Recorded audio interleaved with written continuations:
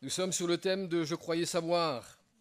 On croit savoir, c'est le thème, c'est un thème assez peut-être particulier. C'est pas un titre, euh, je dirais, qui est très commun, mais je crois que ça évoque beaucoup de choses et ça peut aussi nous situer quelque part où on croit savoir. On croit savoir, et souvent dans le fait qu'on croit savoir, on a une position et parfois c'est pas celle que Dieu veut. Le savoir, ça peut nous poser problème. La connaissance, ça peut également nous poser problème. Mardi soir, donc, j'ai un petit peu évoqué quelques points ici, parce que lorsque l'on s'arrête sur le savoir, ça nous amène au passé, ça nous amène à nos opinions, ça nous amène à statuer quelque chose et dire voilà, moi je le pense comme cela et pas autrement.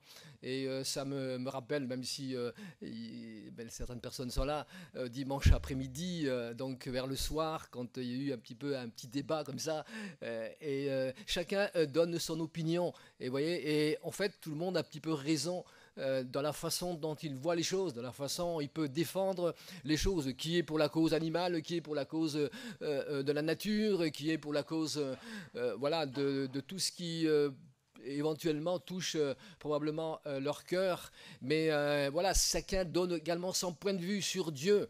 Mais Dieu, alors soit on le rejette, soit on lui demande où il est, soit on évoque probablement ce Dieu qui est lointain, qui peut-être ne s'occupe pas de nous. Et voyez-vous, tout un... Et ça m'a un petit peu évoqué, ça m'a un petit peu fait réfléchir, donc dimanche dernier, là, le soir, avant d'aller à la distribution, que tous ces voix là qui sont là.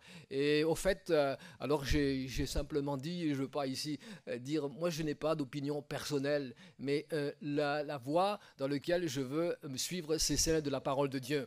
Et c'est la Bible pour moi le code du chrétien. Il faut le suivre. Il faut, voilà, on a peut-être on a raison, on a des raisons, mais ce ne sont pas des raisons, ce ne sont pas des raisonnements qui font de nous quelqu'un de béni et quelqu'un d'heureux. Alors voilà, ce matin, j'aimerais vous conduire dans la parole de Dieu. Ce n'est pas mon opinion, mais j'y m'y attache. Et je m'y suis, et je l'ai accepté, je l'ai reçu. Et ce que je vous dis, c'est ce que j'ai reçu. Donc du Seigneur au travers, par sa parole. Et sa parole, elle est excellente, elle est bénie et elle est faite pour sauver et pour apporter la paix et la joie dans le cœur des hommes et des femmes, bien sûr.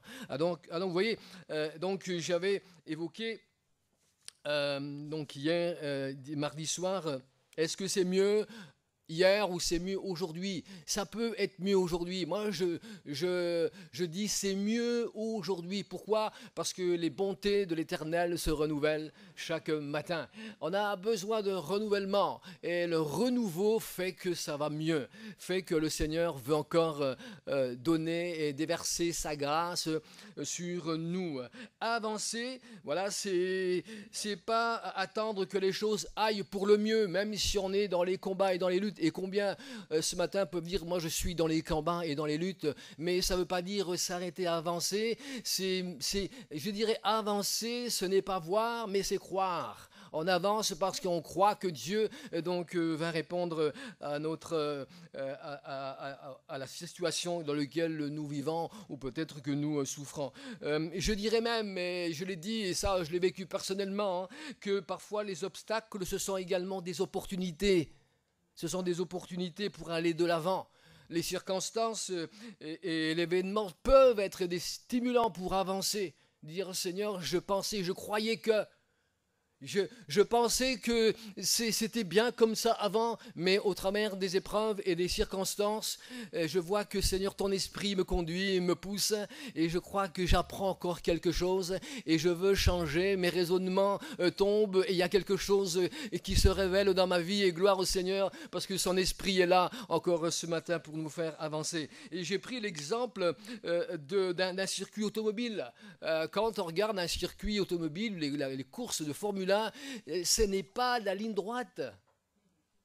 Moi, j'ai pris, je ne sais pas, peut-être quelqu'un connaisse, mais les autoroutes en Italie, mais c'est tout droit, quoi. Mais quand c'est tout droit, c'est pas intéressant. Non? Mais oui. Ce qui fait la beauté du circuit, il a un pilote de moto, là, je vois, il me regarde comme ça, qu'est-ce qu'il va dire là? Mais c'est vrai que c'est les virages, au fait, c'est le fait comment je vais faire pour accentuer ce virage. Donc je vais me préparer, je vais peut-être me déporter un petit peu. Au fait, je sais, j'apprends et j'exécute parce que j'ai de l'expérience. Et voyez-vous, et la beauté d'une course, c'est de voir que les pilotes, ils sont doués lorsqu'ils sont dans les virages. Quand ils sont tout droit, ils foncent. Mais imaginez que le circuit, le Formule 1, c'était tout droit pendant 4 heures. Le gars, bon. Mais tu sais ce qui t'arrive? Tu t'endors. Oui, tu t'endors. Donc il faut quand même qu'il y ait des virages, il faut qu'il y ait des difficultés. Il faut qu'on puisse réfléchir à cette situation et dire, tiens, comment je vais le prendre ce virage-là? Je vais freiner. Voilà, il y a des temps dans la vie où il faut freiner. Il faut réfléchir, donc ce que je vais faire, c'est que je vais pouvoir, et quand j'ai fini, donc j'aborde le virage, je le prends tellement bien, je suis content, mais je sais qu'au bout il y en a un autre. Et c'est la vie. C'est la vie. Mais le pilote, il avance. Il faut qu'il avance. Il faut qu'il aille jusqu'au bout de la course. Il faut qu'il termine sa course pour qu'il soit un champion. Vous voyez? Et gloire au Seigneur. Moïse est allé de l'avant alors que les Hébreux étaient esclaves en Égypte. Moïse n'a pas entendu que les choses allaient pour le mieux, mais Dieu a fait une œuvre puissante. Joseph était allé de l'avant alors qu'il y avait une famine dans le pays. Esther était de l'avant alors qu'il y avait un génocide. On n'attend pas que les choses aillent mieux pour avancer, mais on doit avancer. C'est quelque chose que Dieu nous pousse. Ruth est allée de l'avant face au deuil. Néhémie est allé de l'avant alors que tout le pays était détruit. Et se dit, moi je ne vais pas rester là. Moi je ne vais pas regarder. C'est détruit, c'est fini, je m'en pleurer, je mets là. Il y a un moment où il va vers Dieu, où il va le prier, mais à un moment il va se lever. Et il va avancer. Il va dire, on va rebâtir, on va reconstruire. On va faire les choses. C'est mieux aujourd'hui parce que tu as une possibilité de bâtir. Tu as une possibilité de construire. Et gloire au Seigneur. David, face à Goliath, la Bible dit, il a avancé. Il a avancé. Et gloire au Seigneur. Et Simon-Pierre, lui, après une pêche infructueuse, après toute la nuit, il a pêché et tout, et voilà que Jésus, il lui dit, jette le filet là-bas, du côté là-bas, il y a plein de poissons. Et qu'est-ce qu'il a fait? Pierre, il est barqué ici, Simon avance, il a avancé en pleine eau. Je crois que le Seigneur, il veut vraiment pas, il veut pas nous pousser. Non, mais il veut nous faire comprendre quelque chose. Il veut qu'on avance. Avancer, bien aimé, avancer dans la grâce. Quelle que soit la difficulté. Tu n'as pas de boulot, avance. Tu es en faillite, avance. Tu es dans la souffrance, avance. Il nous faut toujours avancer. Bien aimé, lorsque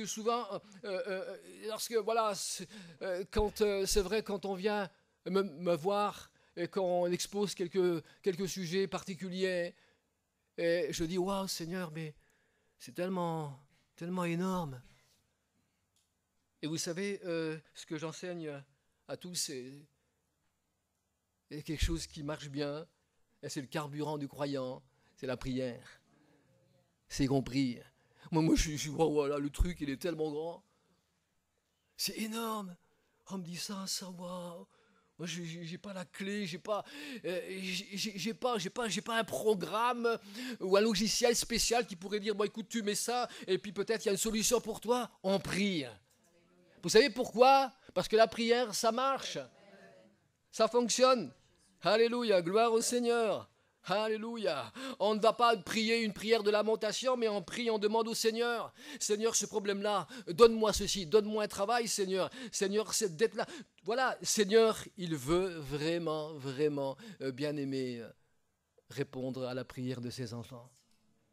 Et j'ai évoqué dimanche soir, à la distribution donc de dimanche soir, dimanche dernier, Et il y a Christian le barbu, parce qu'on a plusieurs Christians ici, je crois qu'il y en a 3, je sais pas. Mais alors le barbu, hein, celui qui a vraiment une barbe, voilà. Il est venu me voir et il me dit, Élie, ça y est. Et je dis, quoi, ça y est, j'ai un logement. Et je vais rentrer cette semaine, comme ça, Dany, il est au courant, voilà, qui connaissent très bien, alléluia. Et j'ai marqué dans mes notes, les jeunes, ils ont prié. Les jeunes ont prié pour Christian, parce que je l'ai vu, et ils ont prié si bien que la foi, écoutez ce que je vais vous dire là, que par la foi, que cela a débordé chez le voisin, le collègue que je connaissais même pas, il m'a dit, moi aussi, j'ai eu un logement, je ne connais même pas le gars, mais c'est un copain à Claude, ça a contaminé le copain. On prie. Pas une solution toute faite, mais on prie, la prière, ça marche. Avancer. Dieu nous demande d'avancer. Tous les jours, la vie nous lance un défi. C'est vrai. Avancer, c'est prendre une décision. Avancer, c'est faire un choix courageux. C'est ne jamais s'arrêter. Il faut avancer. Il faut aller, bien aimé, de l'avant. De l'avant, il y a l'exemple de Jéricho, la ville de Jéricho, et j'ai évoqué ça également mardi soir, lorsque Josué, il est face au fait, il avait une promesse, il devait conquérir le pays, aller donc s'emparer du pays, et nous sommes appelés à nous emparer, bien aimés, du pays. C'est pas physique, c'est spirituel.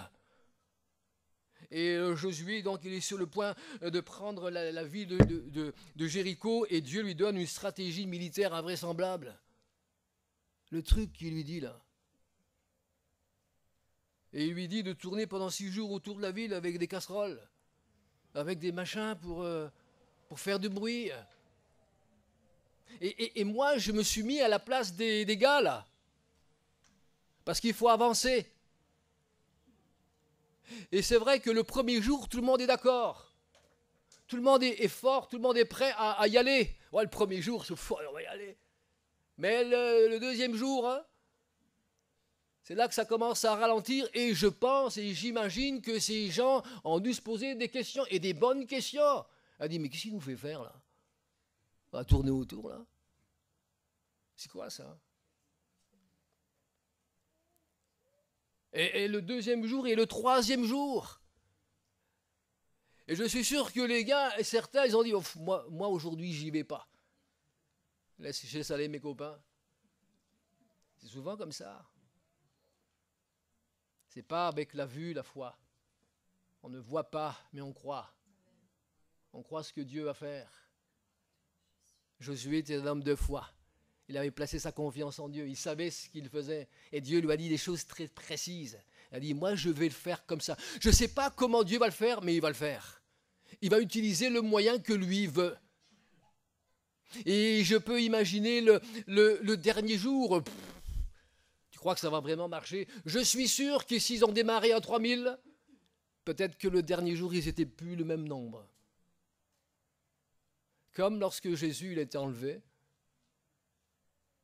Ils étaient combien? 500? Combien? Ah oui? Combien l'ont vu? Et à la fin, ils sont restés 120.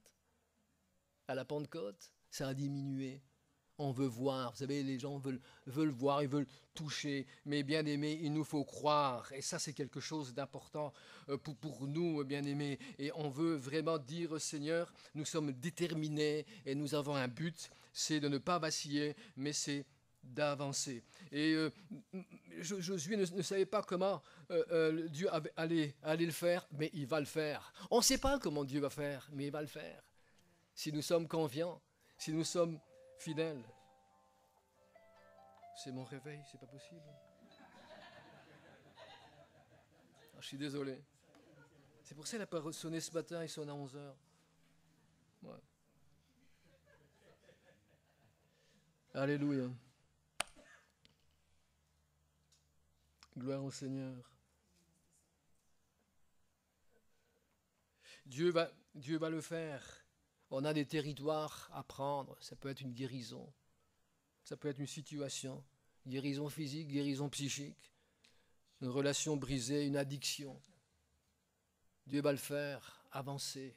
Avancer. Dieu veut libérer. Et je disais encore mardi soir qu'il y a deux options. Dans Jérémie 7, 24, il est écrit ici, ils n'ont point écouté, on va voir tout à l'heure, quelque chose d'important. Ils n'ont point prêté l'oreille, ils ont suivi les conseils, les penchants de leur mauvais cœur, et ils ont été en arrière et non en avant. Ça me fait de la peine si des personnes vont en arrière. Il faut aller de l'avant.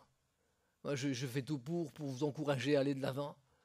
Il faut aller de l'avant. Et il y a l'option 2. Philippiens 3,13, frère, je ne pense pas l'avoir saisi. L'apôtre Paul, il dit, j'ai peut-être pas tout pigé. J'ai peut-être pas tout compris, j'ai pas tous les détails. Mais je fais une chose, oubliant ce qui est en arrière et me portant vers ce qui est en avant. Est-ce que l'option 1 et l'option 2, on me dit, moi je suis dans l'option 2, mais il faut le vivre. Il faut le vivre. Il faut y aller. Alléluia. Bien-aimé. Et le premier, j'ai 4 points pour avancer. Et le premier point qu'on va faire donc ce matin, c'est la qualité de votre relation avec Dieu. Est-ce que vous me suivez? La qualité de votre relation avec Dieu. Depuis Adam, tous les êtres humains sont liés à Dieu. Est-ce que Dieu, il demande, parce que Dieu les a créés, Dieu cherche une relation. Dieu cherche des relations avec les êtres humains, avec sa créature. Ça lui appartient, nous sommes à lui. Qu'on le veuille ou pas, qu'on l'ignore ou pas, nous sommes à lui, c'est lui qui nous a créés. C'est dans la nature même de Dieu, l'être de Dieu, nous sommes à son image, duquel les êtres humains sont faits, et Dieu, il n'est pas sans relation extérieure. Dieu n'est pas sans relation extérieure. Mais bien aimé, c'est ce qu'il veut faire. Et le christianisme, il commence et se termine par l'expérience extraordinaire, c'est cette relation avec ce Dieu d'amour, ce Dieu qui est amour, ce Dieu qui nous aime pleinement. C'est quelque chose de merveilleux. Alléluia. Et on peut trouver cette relation. On peut trouver, dans cette relation, on trouve un encouragement. On trouve une repentance. On trouve une restauration brisée. On trouve le pardon. Cette relation, elle n'est pas seulement pour que je parle et que je dise tout, mais il faut aussi être à l'écoute. On va le voir cela. Que dans cette relation, je trouve une réconciliation. Je trouve une guérison, une avancée, une percée, bien-aimé. La vie, bien-aimé, est vulnérable. On vit dans un monde de douleur. C'est vrai, de confusion. C'est plus que jamais aujourd'hui. Mais Dieu, il est tout au sujet de son amour. Dieu est tout. Alléluia. Il est tout, bien-aimé. Et on peut l'expérimenter. On peut expérimenter cet amour. Je peux l'expérimenter à travers les gens qui sont autour de moi, à travers le culte, le moment que nous passons ici, la méditation de sa parole, la communion fraternelle, je l'expérimente également, bien-aimé, dans la nature, dans différentes circonstances, dans les situations, bien-aimé, qui peut-être active ma sensibilité spirituelle, je l'expérimente, je peux l'expérimenter chaque jour, dans mon travail et partout. Alléluia. Gloire au Seigneur. Un chrétien, en relation avec Dieu, il fait cette expérience qu'au-delà même du chaos, de l'indifférence, de l'âme, de l'égoïsme de ce monde, l'amour de Dieu, c'est ce qu'il y a de plus profond et de plus puissant. L'amour de Dieu t'envahit, l'amour de Dieu comble ta vie. Et ça, ce fondement, c'est le but, bien-aimé, de notre vie, de la vie du croyant. L'amour inébranlable de Dieu, qui a toujours été là. Elle doit être vécue, renouvelée chaque matin. Alléluia. Ce n'est pas un acquis.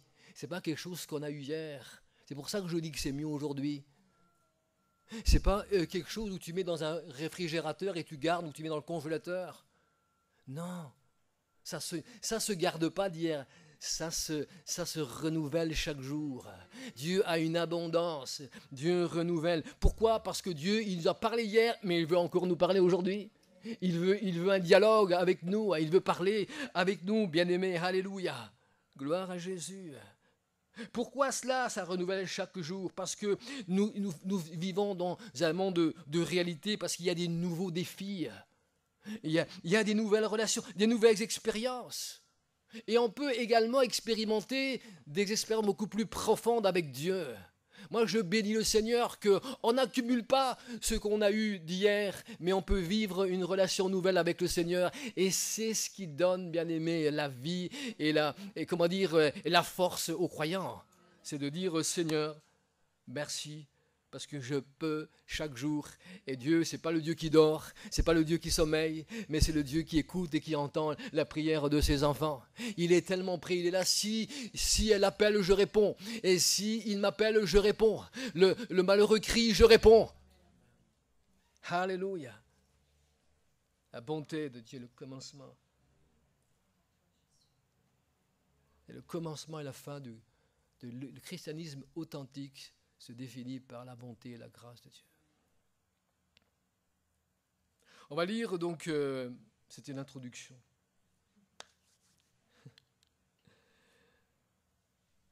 Dans Luc chapitre 10, le verset 38. Ce que nous sommes censés à faire. Est-ce qu'on peut entendre Dieu nous parler? On a l'exemple ici de ces deux femmes, Marthe et Marie. Alors je ne veux pas blâmer Marthe, parce que je crois que toutes les deux sont utiles. Mais on va lire ce texte ici. Comme Jésus était en chemin avec ses disciples, il entra dans un village et une femme nommée Marthe le reçut dans sa maison. Elle avait une sœur nommée Marie qui s'était assise aux pieds du Seigneur. Elle écoutait sa parole. Marthe, occupée à divers soins domestiques, survint et dit « Seigneur, cela ne te fait-il rien que ma sœur me laisse seule pour servir? Dis-lui donc de m'aider. » Le Seigneur lui dit « Marthe, Marthe, tu t'inquiètes et tu t'agites pour beaucoup de choses. Une seule chose est nécessaire. Marie a choisi la bonne part qui ne lui sera point ôtée. » Alors, on pourrait dire « moi c'est Marie et Marthe. » Mais si vous lisez attentivement le texte, Marthe, elle fait des bonnes choses. De très bonnes choses, que beaucoup ne font pas.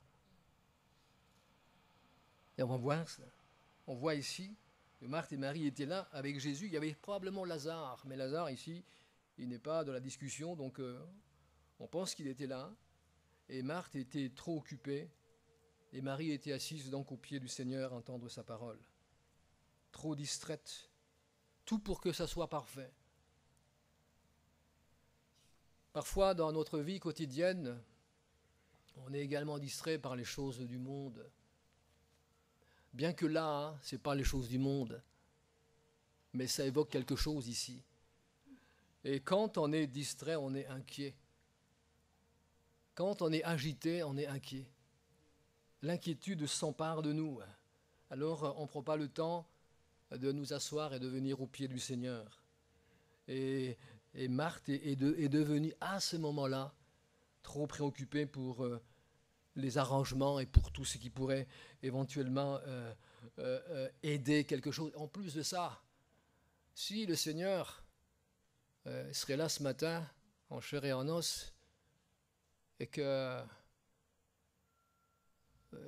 les sœurs seraient prêtes à faire un repas, je crois qu'il y aurait beaucoup de sœurs qui seraient « c'est moi je ferai un repas pour le Seigneur ». Vous voyez, comprenez qu'ici, dans le texte, d'ailleurs c'était Marthe même qui a invité Jésus. Il faut quand même comprendre ici que Marthe a invité Jésus. Donc Jésus, nous l'avons également invité dans notre cœur. Vous comprenez? Donc le contexte, je trouve qu'il est très beau. Il est excellent, il est même doux, je trouve. Mais le Seigneur veut mettre une note ici pour l'équilibre spirituel, pour notre équilibre à nous, pour pouvoir faire la part des choses. Et quand il y a de l'agitation, c'est qu'il y a un déséquilibre, c'est qu'il y a quelque chose qui ne fonctionne pas. Le Seigneur veut simplement nous apprendre et nous enseigner dans cette relation avec lui. On bénit le Seigneur pour ce qu'a fait Marthe, mais il y a quelque chose que le Seigneur attendait de Marthe, c'est qu'elle n'était plus à l'écoute. C'est qu'elle parlait. Et quand on est dans l'agitation, sans se rendre compte, on va donner des ordres à Dieu. Vous comprenez le texte? Elle va dire au Seigneur ce qu'il doit faire. Seigneur, il faut que tu dises à ma sœur qu'elle doit faire ça. Vous comprenez? Je parle ici, elle pensait savoir, elle croyait bien faire. Elle pensait que la solution, c'est que sa sœur se lève et qu'elle puisse aller aider pour le ménage, pour faire la vaisselle. Mais à ce moment-là, dans le contexte-là, il y avait quelque chose de plus précieux qu'il fallait saisir. Il y avait une opportunité. Comme dans le culte, parfois, il y a des moments particuliers où le Saint-Esprit il est là de manière très particulière. Si vous ne saisissez pas l'occasion, vous passez à côté. Parce qu'on n'est pas à l'écoute. On n'est pas à l'écoute. On est occupé. Et nos pensées sont occupées. Et quand nos pensées sont occupées, nous sommes préoccupés. Et il y a de l'agitation. Et on dit, Seigneur, faut que tu fasses ça, faut que tu fasses ça. On devient l'ordonnant du Seigneur. Il faut que tu fasses ça pour moi, il faut que tu fasses ça pour elle, il faut que tu fasses ça pour ceci, il faut que tu me fasses ça, Seigneur. Mais Seigneur, il dit, écoute, moi maintenant, c'est moi qui prends la parole. C'est moi qui vais t'enseigner. Et les paroles du Seigneur sont des paroles douces et d'amour.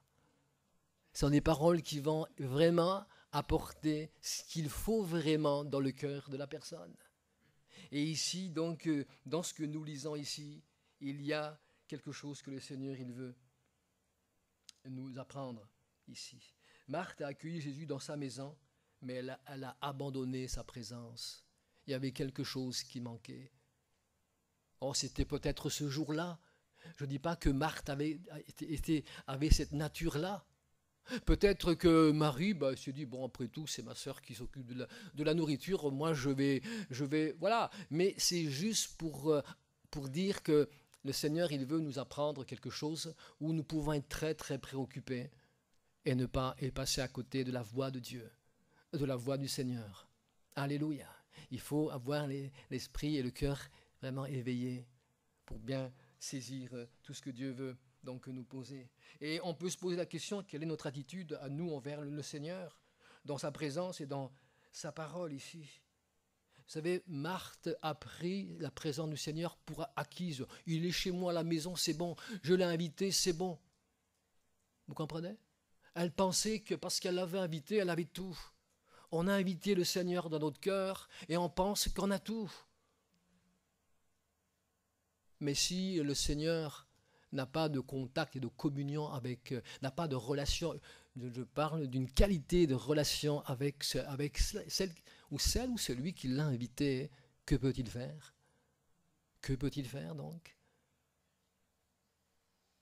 Alléluia.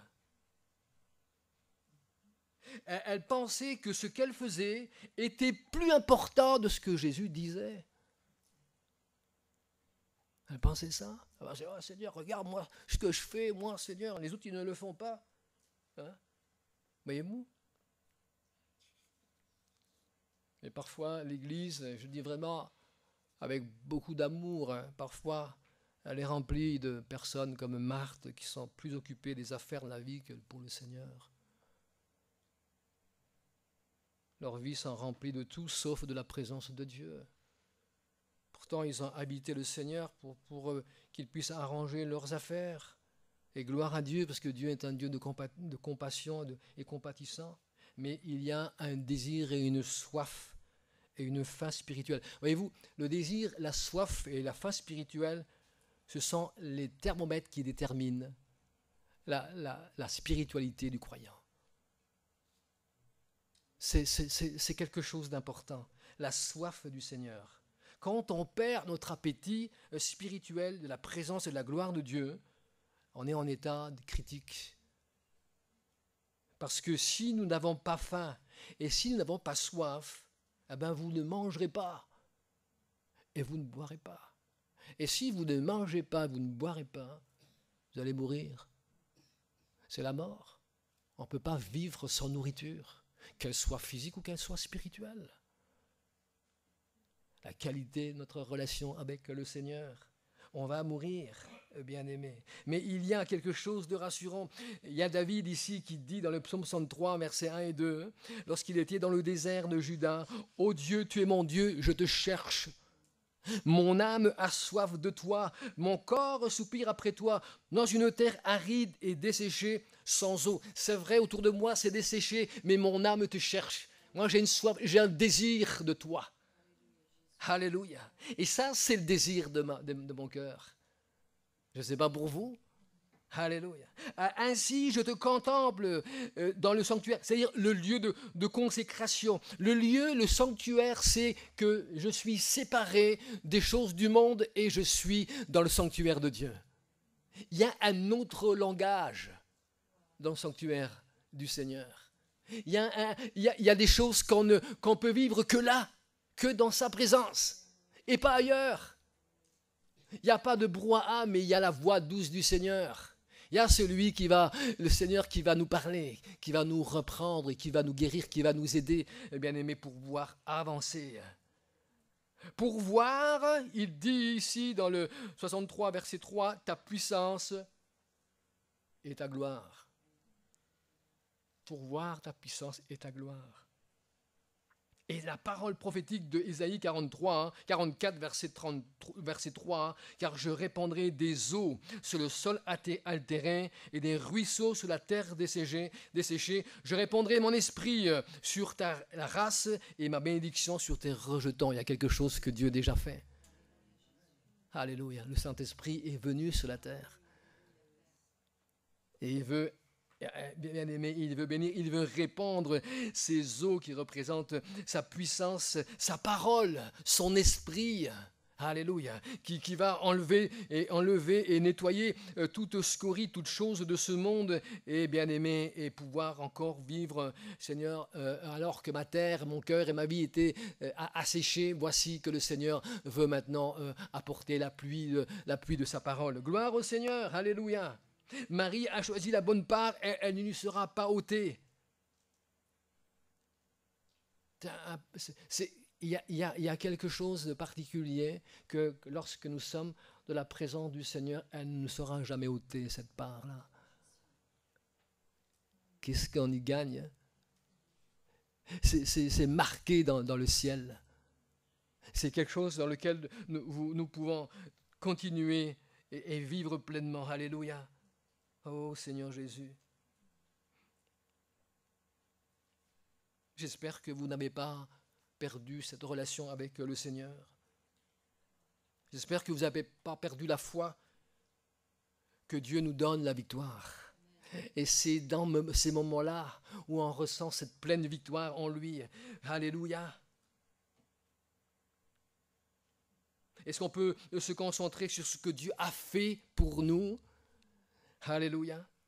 Qu'il a envoyé Jésus-Christ sur la croix pour nos péchés. Alléluia. Pour moi, ça, c'est tout. C'est tout. L'important, ce n'est pas ce que je fais, mais c'est ce que Dieu a fait. Et c'est ce qui me permet de pouvoir avancer, parce que Dieu a fait. Le travail a été fait, l'accomplissement a été fait, le salut a été fait. Alléluia. Le pardon a été fait, la guérison a été faite également. Tout nous avons par la croix, bien-aimés. Donc on peut avancer. Il n'y a pas d'excuse pour ne pas avancer. Alléluia. On ne peut pas s'excuser, bien-aimés. Jésus, l'accomplissement de Dieu lui-même, ses voies sont justes, sa parole, elle est éternelle.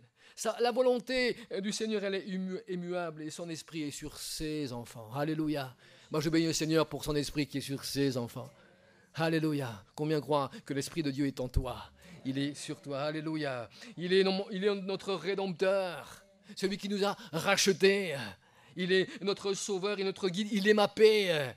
Alléluia. Il est ma joie. Il est mon confort. Il est mon Seigneur. Et il règne dans ma vie et je le servirai parce que son objectif est d'avoir une relation de qualité avec moi. Non, je ne quitterai jamais. Et lui ne me quittera jamais non plus. Et il ne m'abandonnera jamais. Jamais, jamais, jamais. Alléluia. Chaque fois, même que je tombe, il me relève. Et chaque fois que je demande pardon, il me pardonne. Son pardon est prêt. Je suis son enfant et il est à moi et je suis à lui, bien-aimé. Et le diable a perdu la guerre parce que Jésus l'a vaincu à la croix et mon sauveur est vivant, il est ressuscité. Alléluia. Et je l'aime parce qu'il m'a aimé le premier. Voilà qui est mon Jésus et pourquoi je veux l'adorer le mieux que je peux et je veux le servir avec passion le mieux que je peux. Avancez. Alléluia.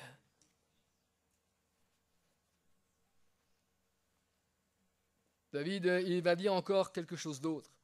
Mon cœur dit de ta part, dans le psaume 27, verset 8, cherchez ma face, je cherche ta face, ô Éternel. Il se parle à lui-même.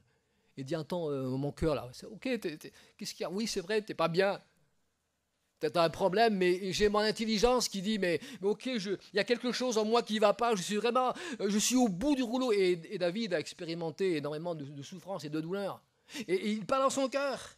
Et il dit, maintenant je vais prendre une décision. Je cherche ta face, ô Éternel. Et le verset 9, il dit, ne me cache point ta face. Il n'est pas encore sûr. Voyez un petit peu le processus d'arriver à quelque chose d'une relation très, très intense avec le Seigneur. Regardez, j'ai pris des versets là. Ne me pousse pas avec colère ton serviteur. Ne me cache point ta face. Regarde le verset 9. Ne me repousse pas avec colère. Ne repousse pas avec colère ton serviteur. Donc il a comme un petit peu des craintes. Et puis il dit, tu es mon secours. Et puis après, ne me laisse pas. Ne m'abandonne pas. Dieu de mon salut. Voyez, moi j'aime la parole de Dieu parce que ce n'est pas des contes de fées. Mais c'est les gars qui ont vraiment souffert, ils expriment également leur vie. Moi j'ai souffert. Quand on souffre, on va pas dire, Seigneur, tout va bien. Non, ça va pas. Mais Seigneur, ça va pas, mais tu es là. Vous comprenez? Et alors, le verset 10, on va continuer jusqu'au verset 14, je ne sais pas si c'est affiché. Voilà, verset 10. Même, car mon père et ma mère m'abandonnent, mais l'Éternel, il me recueillera. Il est rassuré, il dit, ok, j'étais abandonné, mais l'Éternel, il est là. Et Éternel, alors, le verset 11, Éternel, enseigne-moi tes voies. Là, il sent qu'il a besoin d'être enseigné, là. Là, il a loupé quelque chose, là. Vous voyez, la parole, elle est excellente. Vous pouvez faire des bancs de géants, des pas de géants avec la parole de Dieu. Vous pouvez faire des bonds, sauter comme une biche. L'expression de la biche. Ouh. Enseigne-moi ta voie, conduis-moi dans le sentier de la justice, à cause de mes ennemis. Il a compris, il sait qu'il a des ennemis qui lui font la guerre. Et ça, c'est pareil pour vous tous. On est dans un terrain ennemi. Eh oui, la Bible dit que le diable, il est là sur la terre. Et s'il peut détruire, d'ailleurs c'est son rôle, il veut détruire, il veut casser, il veut briser les relations. Il attaque les chrétiens plus que jamais. Il n'aime pas que tu aies bien Jésus, il a de la haine là-dessus. Il ne veut pas que tu continues, il veut que tu t'arrêtes, il veut que tu bloques, il veut que tu abandonnes. Et une fois que tu as abandonné, ton cœur il est pris, mais si tu fais comme David, tu es sûr que tu vas gagner. Alléluia. Et regardez le verset 11. Éternel, enseigne-moi tes voies, conduis-moi dans le sentier de la droiture. Il a besoin d'être enseigné. Et ça, on a besoin d'être enseigné. Et voyez-vous, ici, il y a quelque chose à apprendre. C'est que nous devons être enseignables. Je croyais savoir, mais j'ai besoin de savoir aujourd'hui. Quand on reste avec je crois savoir, ou moi j'ai mes idées et point barre, et personne ne pourra. Moi, j'ai entendu des personnes comme ça. Tu ne peux pas les changer. Hein. Le temps, il change, mais eux, ils ne changent pas. Et c'est comme Dieu, mais dans un sens négatif.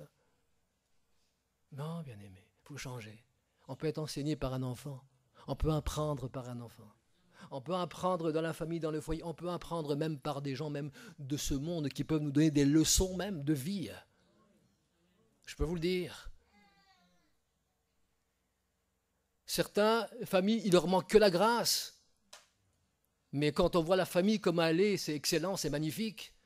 Il leur manque que la grâce. Alors que d'autres ont la grâce, mais c'est un désastre dans la famille. On doit apprendre, on doit être enseignable. On n'est pas tous pareils, on n'a pas vécu dans le même contexte familial, le bien-aimé, mais en tout cas, on doit apprendre. Ne me livre pas, dit au bon plaisir de mes adversaires, car il s'élève contre moi de faux témoins et des gens qui ne respirent que la violence. On voit ici qu'il a quand même souffert. Hein. Il a été, voilà, on a fait des faux témoignages contre lui. Oh, je n'étais pas sûr de voir la bonté de l'Éternel sur la terre des vivants. Espère en l'Éternel. Et il reparle à lui-même là. Espère en l'Éternel. Tu sais, il fait à un moment donné, il commence à un petit peu à aller trop en train de dire tout ce qui ne va pas. Mais à un moment donné, il dit à son âme, espère en l'Éternel. Fortifie-toi et que ton cœur s'affermisse. Espère en l'Éternel. Alléluia. Bien-aimé. Et c'est vrai que David ici, dans ces périodes très sombres, il argumente, il raisonne avec son cœur. On va encore continuer. Moi, j'ai envie. Le psaume 42, verset 7. Mon âme est abattue au-dedans de moi. Mais c'est à toi que je pense, Seigneur. Ah ouais, on pourrait penser à autre chose. Vous voyez? Le psaume 42, verset 10. Je dis à Dieu, il parle à lui-même encore une fois. Mon rocher, pourquoi m'oublies-tu? Il parle à lui-même, il dit, mais il ne comprend pas, il dit, mais oh Dieu, mais pourquoi tu m'as oublié? Pourquoi dois-je marcher dans la tristesse sous l'oppression de l'ennemi? C'est David qui dit ça dans le psaume 42, verset 10. Il y a des temps, on se pose des questions. Et David qui avait le cœur de Dieu. C'est dans le cœur de Dieu, un cœur qui était capable d'être enseigné et de changer de position et d'attitude. Mais dans le psaume 27, le verset 4, il va se ressaisir. C'est comme une bouffée d'oxygène. Son discours devient plus rassurant, plus calme, paisible, posé. Je demande à l'Éternel une chose, verset 27, chapitre 27, verset 4, que je désire ardemment. Je voudrais habiter toute ma vie de la maison de l'Éternel pour contempler la magnificence de l'Éternel et pour admirer son temple. Alléluia! Merci Seigneur. Il cherche une chose. Il en a marre. Il y a tellement de choses. Il veut seulement une chose. C'est de rester et contempler la beauté du Seigneur. Il est à la recherche d'une transformation. Il veut que son cœur soit affecté alors qu'il prie par la présence de Dieu. Il veut que son cœur en soit pleinement saisi, bien-aimé. Et ça, c'est une qualité de relation avec notre Dieu pour pouvoir avancer. Alors qu'il est en plein combat. Le Saint-Esprit lui donne de quoi le rassurer. Le verset 5, dans le chapitre psaume 27. Car, dit-il, alors là, il parle présent, futur, car il me protégera dans son tabernacle au jour du malheur. Il me cachera sous l'abri de sa tente. Il m'élèvera sur un rocher. Et déjà, ma tête s'élève sur mes ennemis qui m'entourent. Et là, il a gagné. Il a gagné, là. Est-ce que vous me suivez? Regardez bien, suivez bien. Moi, j'aime beaucoup les psaumes, les processus. Ce n'est pas quelqu'un m'a dit, ceci m'a dit. Non, c'est un processus. Comment Dieu chemine avec vous et comment il a cheminé avec David. David exprimait ce qu'il vraiment il ressentait. Parfois, on dit aux chrétiens, mais non, mais dis tout va bien. Mais non, si ça ne va pas bien, on ne peut pas dire que ça va. Quand ça ne va pas, dis que ça ne va pas. Mais quand ça ne va pas, c'est possible que ça peut aller mieux. Pourquoi? Parce que Dieu est là. Il ne faut pas dire des mensonges à Dieu. Dieu, il connaît ton cœur. Ah ben, il dit non, ça va. Mais non, ça ne va pas. Mais il y a une grâce. Il y a quelque chose que Dieu veut faire, bien-aimé. Car il me protégera dans son tabernacle au jour du malheur. Il me cachera sous l'abri de sa tente. Il m'élèvera sur un rocher et déjà ma tête s'élève sur mes ennemis qui m'entourent. Il y a des ennemis, mais je suis au-dessus. Et sa relation avec son Dieu devient encore plus forte, plus tonifiante ici.